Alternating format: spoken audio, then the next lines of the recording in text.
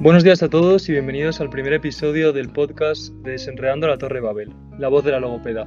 Lo primero de todo, nos gustaría presentarnos. Somos alumnos de tercero grado de Psicología de la Universidad Pontificia de Comillas, cursando la asignatura Pensamiento y Lenguaje.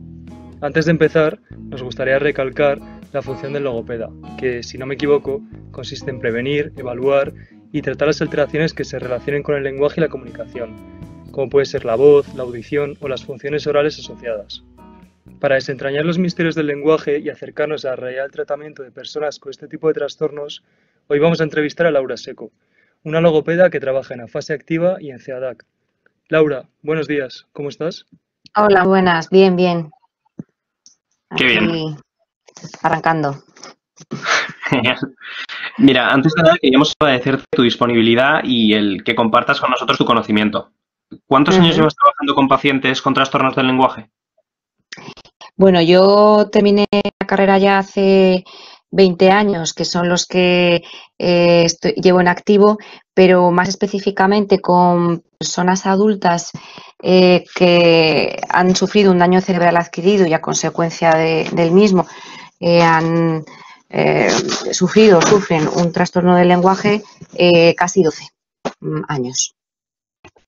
Bueno, Laura, sabemos que los pacientes con afasia son personas con un trastorno en el lenguaje, que pueden venir tanto de nacimiento o producirse como consecuencia de un daño cerebral adquirido, que además suponga la pérdida de capacidad de producir o comprender el lenguaje. Entonces, ¿qué más nos puedes contar sobre el tipo de pacientes que tratas en la asociación Afasia Activa, por ejemplo? Pues mira, en todos los casos, y más concretamente en esta entrevista que vamos a hablar de la afasia, trato con personas adultas. En principio no se denomina afasia cuando una persona ha adquirido durante su desarrollo el lenguaje, y el lenguaje en todas sus vertientes, en las orales y en las escritas, que también se ven afectadas, y entonces se pierde, bien de una forma brusca, como es eso, un accidente cerebrovascular, un ictus o un traumatismo craneoencefálico, o bien de una forma degenerativa, como la afasia progresiva primaria, que afecta a las áreas del lenguaje, pero en todos los casos son personas que durante su vida han desarrollado esa habilidad, el lenguaje como tal, en su plena extensión. Entonces, por un episodio determinado, se pierde o se ve alterada. Entonces, principalmente son los cuadros, ¿no?, que vemos. Ajá, qué interesante. Entonces, por lo que veo, no tenemos que caer en el error de confundir un trastorno del lenguaje con un trastorno del habla, ¿no? Exactamente. El trastorno del habla, que en este tipo de pacientes con los que yo trabajo también puede aparecer, tiene otra naturaleza, ya que tiene que ver más con una pérdida en la precisión articulatoria, pero relacionada con el control neuromuscular y de los órganos de la articulación. Mientras que en las personas con trastorno del lenguaje adquirido, lo que vendría a ser una afasia, la alteración no está en el movimiento de su lengua o de sus labios, ¿no?, o en ese control de esos órganos, sino en funciones superiores a la hora de elaborar un lenguaje a nivel expresivo, o de entender el lenguaje escrito o escribir. Entonces no tiene que ver, digamos, con lo motor, sino con funciones cognitivas de procesamiento, ¿no? Qué interesante. Entonces, bueno, es la diferencia que habría entre el trastorno del habla frente al trastorno del lenguaje o afasia. Pues muchas gracias. Bueno, Laura, por lo que hemos visto también, ¿no?, sobre lo que nos cuentas, y también en la asignatura de Pensamiento y Lenguaje, sabemos que el lenguaje está prácticamente presente en todos los ámbitos de la vida, desde pedir adelante hasta escribir un mensaje de texto, como tú dices, con ese componente cognitivo de pensar la ropa que te vas a poner mañana, o incluso decir te quiero a nuestra pareja. Entonces, ¿podrías contarnos un poco cómo afectan estos trastornos del lenguaje a las personas en su vida diaria? Pues en función del grado de severidad de esta alteración, pues va a afectar, claro, más o menos.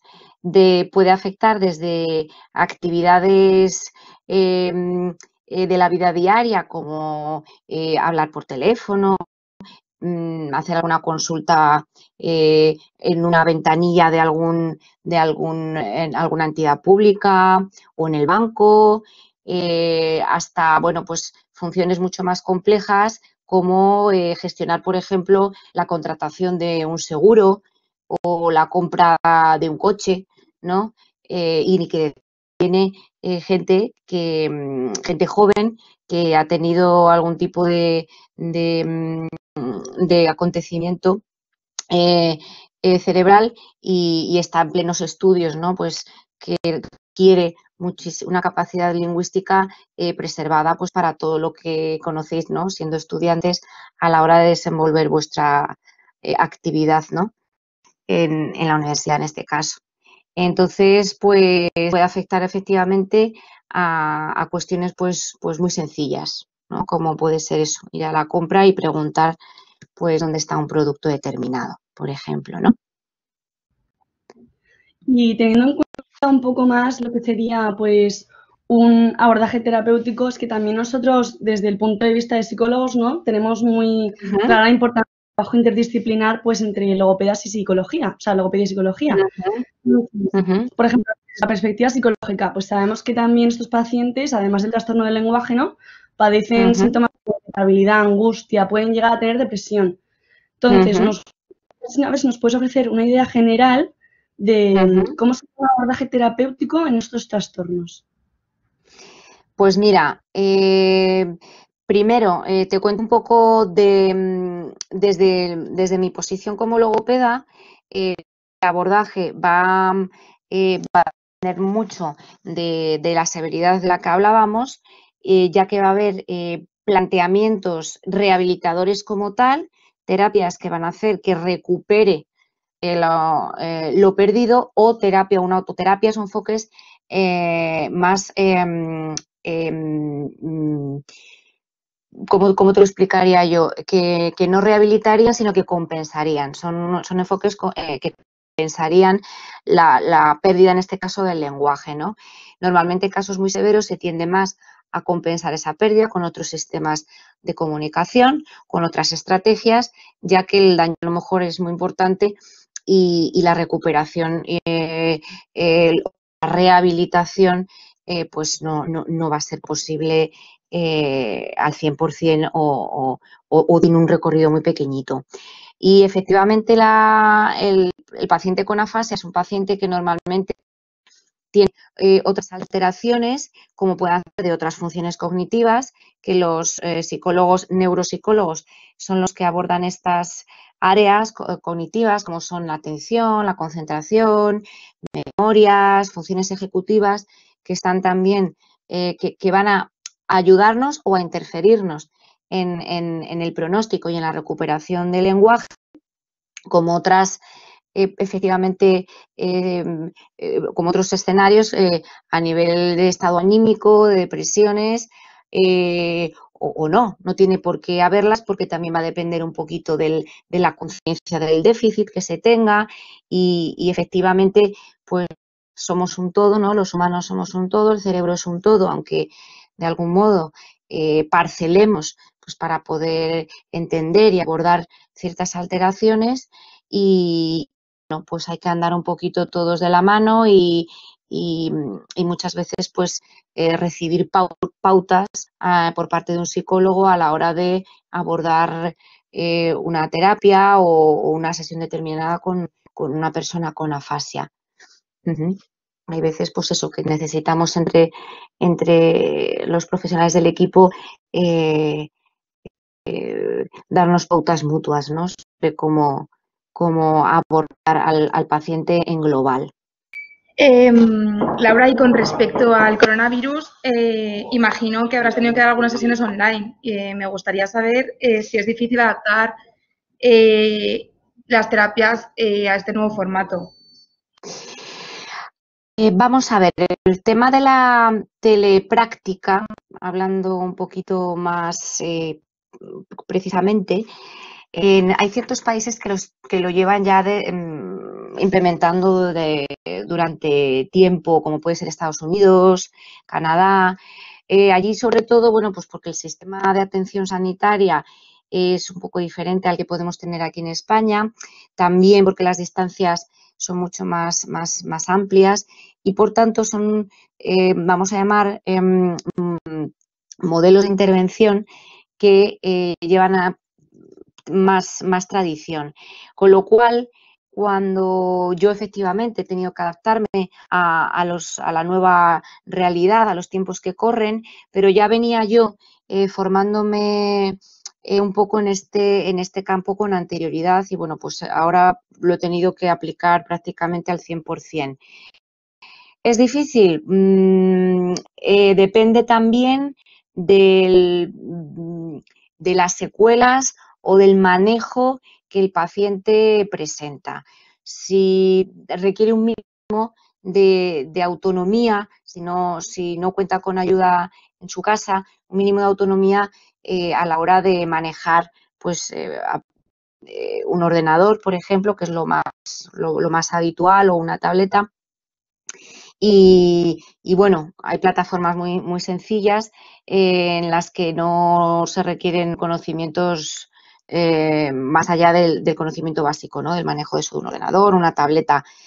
Y luego, bueno, pues adaptas muchas cosas en formato digital para poder compartir pantalla, pero la verdad es que con los adelantos que tenemos y en concreto con el tema de la intervención en la fascia, donde normalmente por definición no hace falta aplicar terapia manual o terapia de motricidad orofacial, donde tienes que tocar musculatura y demás.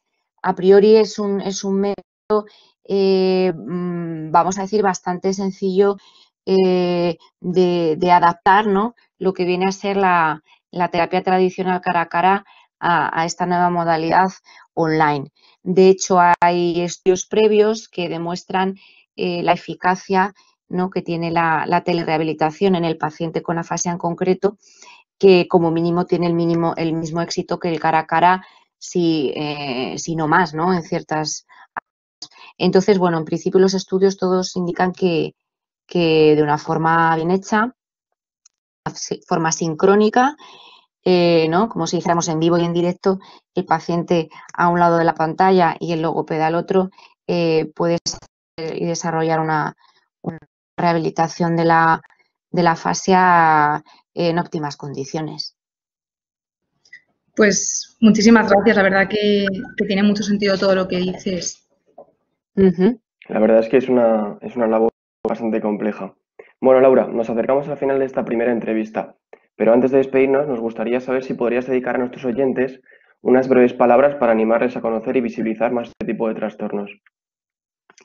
Bueno, pues la verdad es que yo comentar que el tema de la afasia es una barrera, pero que es invisible, no se ve, a no ser que esa persona pues quiera ponerse a comunicar y veamos que algo falla, a diferencia de otras alteraciones físicas que en este tipo de personas puede haber, como hemiplegias, ¿no? Entonces, pues a lo mejor pues se ve que una persona no puede caminar o que va en silla de ruedas o que tiene una mano o un brazo que no funciona, que son más visibles, pues a otro tipo de barreras invisibles, cognitivas, de la comunicación. Y bueno, pues cuando nos encontremos a alguien que veamos que necesita nuestra ayuda y a lo mejor pues no puede expresarse como la mayoría, pues dar un poquito de ayuda a estas personas, que tratarlas como adultas que son, que tienen su inteligencia preservada y su capacidad de decisión y bueno, pues que tengamos en cuenta que lo mismo pues tiene afasia, ¿no? Esa persona, pero se ve menos. Pues perfecto, muchísimas gracias, Laura. Ha sido un placer tenerte hoy en el programa. Gracias de parte de todo el equipo y de todos nuestros oyentes por compartir con nosotros tu sabiduría y por hacer visibles las realidades de estos trastornos al público general. La verdad es que te lo agradecemos. Muchísimas gracias. Gracias a vosotros. Un saludo.